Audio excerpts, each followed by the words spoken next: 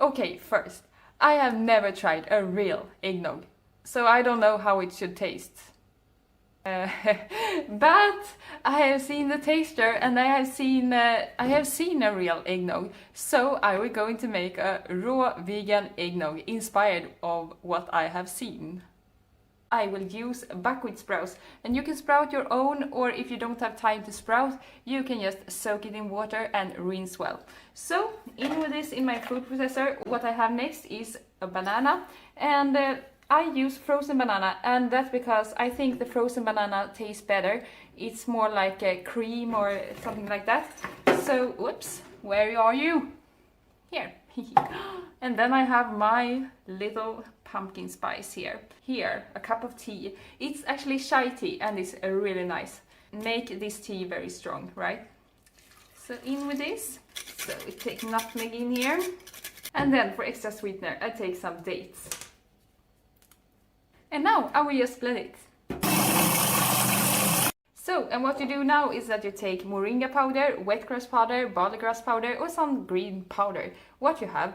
And then you have coconut flakes. And now you take a glass and you take some liquid sweetener. You can use honey, or you can use agave, or you can use coconut nectar, or whatever you have. And you take this and you just roll it up here. Now, look here, really, really beautiful, I think. And now I will just scoop it up here. Can you see how creamy it is? So good, I have to try. Cheers!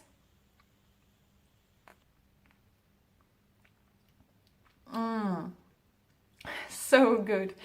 Your mind is about to be blown because I just made these vegan pork belly. Let's do it. So pork belly has different layers of lean meat and fat. So for the lean meat, I'm frying some slices of tofu, and for the fat, on a pot on low heat, add tapioca starch, rice flour, coconut milk, and water. Mix until it forms a thick paste that is super similar to pork fat. And for the pork skin, a bit weird, but we are using bread.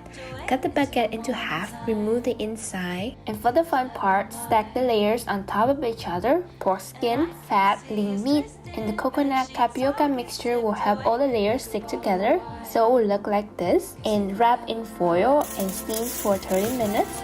After that, chill the pork belly in the fridge overnight or in the freezer for 3 to 4 hours, and it's ready to be enjoyed. Just cut into slices. Fry your vegan pork belly until golden and crispy, and the recipe for the sauce is coming tomorrow. And this dish has been inspired by my time in California.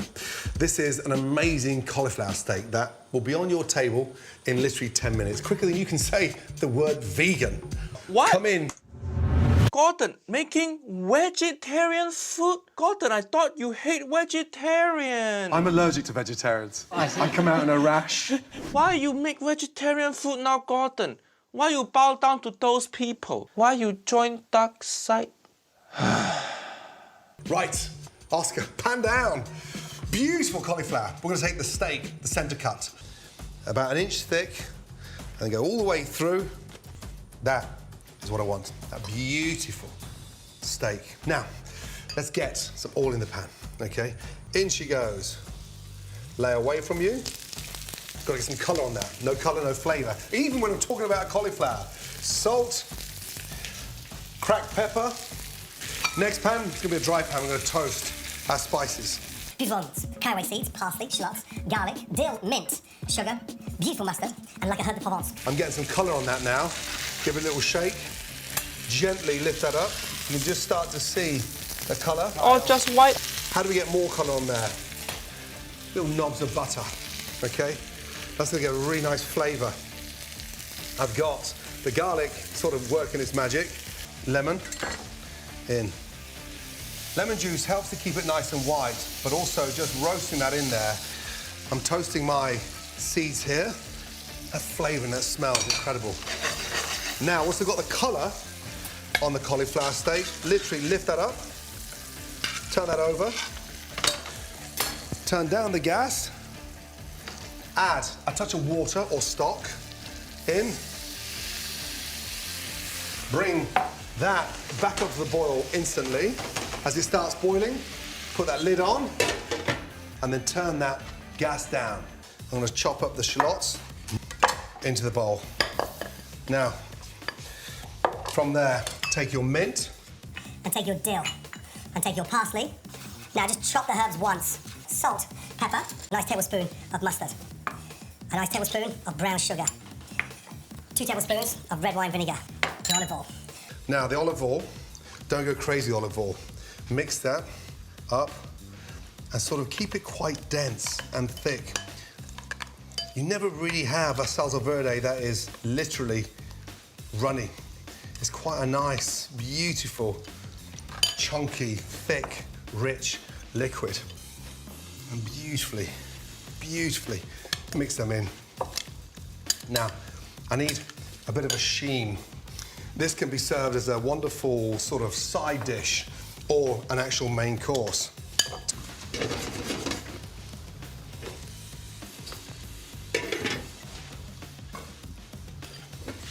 Garlic.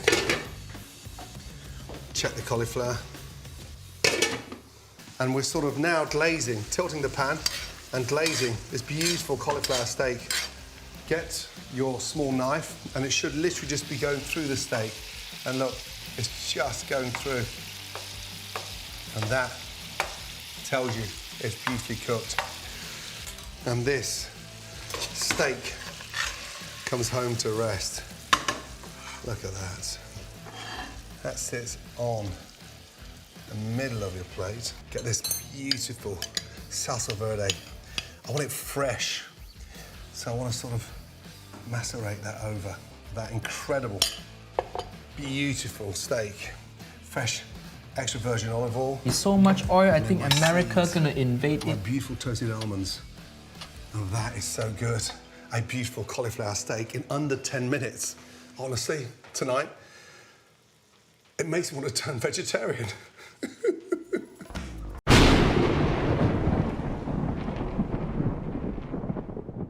Then I ordered something I'd never heard of before, a cauliflower steak, which by name I should have known better. That is a mess. Who put it on the menu? My husband has been refusing my meals for the past few days. I'm not sure what's going on, but I just want to make him happy today by making his favorite chicken. So I'm going to season this chicken just how my ancestors taught me. I just want my husband to eat healthy and to stop ordering behind my back. Is that too much to ask? I work so hard by trying to make these healthy meals for my husband every single day. So I think I deserve to at least be appreciated for my hard work. I asked my mom for advice and she told me to just be patient at this point and let my husband realize that I'm the best cook for him. Wow. This vegan chicken looks like the real deal. My husband will not refuse this. I hope.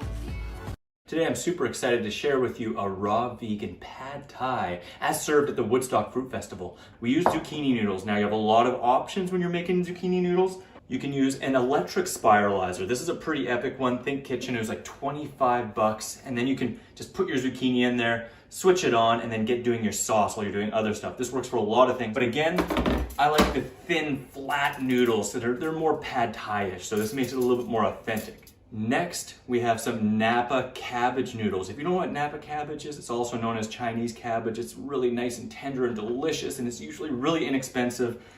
So we just slice that incredibly thinly into noodles, one of my favorite ways to make noodles, and we'll just add this to the mix. Next, we have beautiful bok choy, one of my absolute favorite greens as well, usually inexpensive, super, super nutrient dense. And we just slice that thin into noodles as well, and we're gonna add that on top. I also took a little bit of carrot and used that same julienne peeler and just made some nice little strands. And last but not least for this mixture, we did a little bit of red pepper matchsticks. We're gonna start by adding 1 cup of water. 1/4 cup of hemp seeds, 110 grams of dates, tamarinds. Now this is what makes pad thai-ish. It's 1/4 cup of sun-dried tomatoes, the bottoms of 2 green onions, 20 grams of fresh ginger. In the Flex Ion, we gotta start the vacuum going. We're gonna put it on vacuum blend.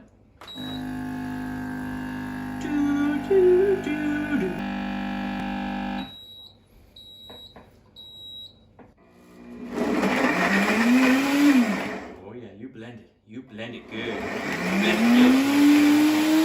Yeah, you blend it good, buddy.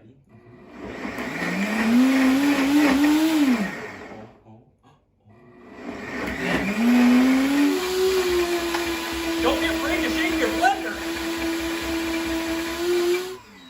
Ooh. Now this is one of my favorite things. Oh, suction cup to the ground. When you pull this, the air goes in there and you can actually see the level change.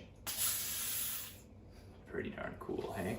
Now it's not quite done. What we're gonna do is add the green onion tops, as well as 20 grams of cilantro. Vacuuming it this time.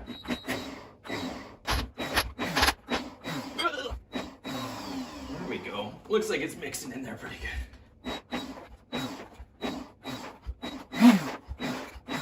And there you have it, guys. All we gotta do now is mix this over the noodles and stir this up.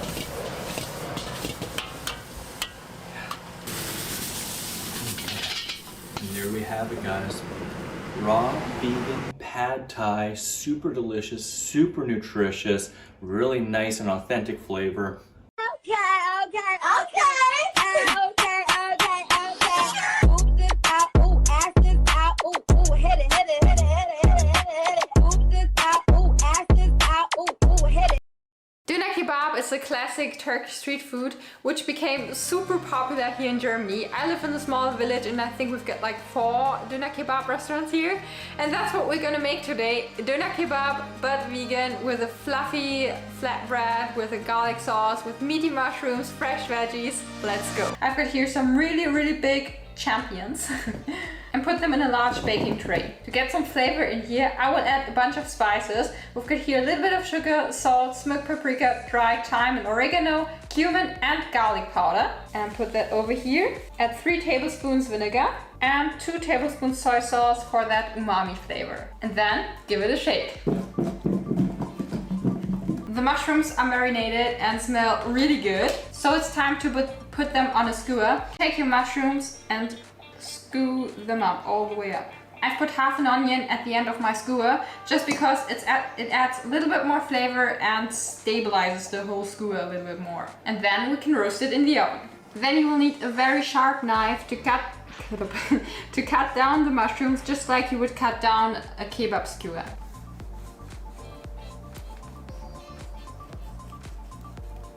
So it's time for the most fun part of this recipe, the assembling. For that I cut open one of my flatbreads and add sauce to both sides. Then fill it with your fresh veggies, the meaty mushrooms and optionally some chili powder. Just look at it. That's so good. Wow. So the first thing that we have to do for our steak is we need 3 packages of bean curd sheets. The very first thing that we want to do is we want to open these up and then we're going to unfold all of the layers. Every layer in this is going to be stuck together. We want to make sure that each layer is individually pulled apart. Okay, so these are all pulled apart. We have all of our individual sheets. So all I'm going to do to make these steak textures, these steak grains, is I'm gonna tightly roll our soy skin up. And then once we have that rolled up, we're just going to slice very thin, almost like noodles, like spaghetti noodles, just thin hairline slices. These slices are going to be the fibers of your steak. Okay, so now that we have our soy skin, it's all sliced up, it's all into our individual little fibers that we need, we're gonna create this steak pretty much how we would create any sort of like textured burger. So for this next step, we just have to drop all of the soy skin into a large saucepan. We're gonna cover it completely with water, and then we're gonna add our beef seasoning. Add about 2 tablespoons of our beef broth mix. It's gonna make them super meaty. Bring this up to a boil, let them boil for about 30 minutes. Okay, so now that this is boiling, we're gonna add a tablespoon of cocoa powder, a tablespoon of beetroot powder, and a tablespoon of blackstrap molasses. So this has already been boiling. Let's go ahead and strain this out. Now we are going to save this liquid for later. We might need some extra broth, and we don't want to lose all that flavor. Okay, so the soy skin is cool, and you can kind of start to see how this is gonna form into a steak. Okay, we're just gonna add this into a large bowl. The next thing that we're gonna add is about a tablespoon of olive oil, and then just kind of lightly massage that in. So at this point, we're gonna add just a touch of filler, and we're gonna be using pea protein. And then lastly, 3 tablespoons of methyl cellulose This is methylcellulose 4000 or methylcellulose high viscosity. Okay, so this looks really good. I'm really happy with it. I kind of just kneaded it down to the bottom of the bowl. I made sure that methylcellulose and the protein powder was mixed throughout. We're just gonna cover this up, let it sit for about 20 minutes. Methylcellulose needs some time to hydrate. If you don't give it that time, it's not gonna work right, and this is all gonna fall apart in the end. So I'm gonna do on this piece of plastic wrap is just a little drop of olive oil. So I'm gonna take about 1/3 of this mixture, break it off, keeping it in its shape, kind of how it currently is. And then we're just gonna form ourselves a small, almost New York strip-like kind of form. And then just press tightly. And you could see, really see how these fibers kind of all start to work together. And now we have our steak. Okay, so keeping the steak on the plastic wrap, go ahead and season it up with a little bit of kosher salt, black pepper, and some garlic powder. Get some oil in a pan, get that heated up to about a medium-high heat. Throw it right in the skillet from the plastic wrap and heat it up both sides, 3-4 minutes on each side. Give it a nice sear. And then look at the way this thing sizzles. Look at the fat. When you press it, there is fat that comes out of this steak. This is the best steak I have made yet. Baby, look at this steak. Look at this thing. Let's make these easy vegan fish tacos. So you want to start by cutting up some zucchini into fish stick sized strips. Then to a bowl you want to add some flour. You can use gluten-free. I'm going to add some onion powder, some garlic salt, and then these kelp granules, which help give the batter that authentic fish flavor. So don't skip it. Then I'm going to add some water to make this nice thick batter. And then in another bowl, I'm going to add some gluten-free breadcrumbs. You can use whatever you like. And then I'm going to add my zucchini to a container and I'm going to dust it with a little flour and shake it up. And this helps the batter stick. Then I'm going to run them through the batter and then add the breadcrumbs. And you just want to make sure you cover them well, just like this. And then I'm going to add them to my air fry tray. You can also bake them in your oven at 425 for about 15 to 20 minutes. And look at that. They come out so good and so crispy. You can enjoy them just like this as fish sticks, or you can make fish tacos. Add all your favorite toppings and voila, so good.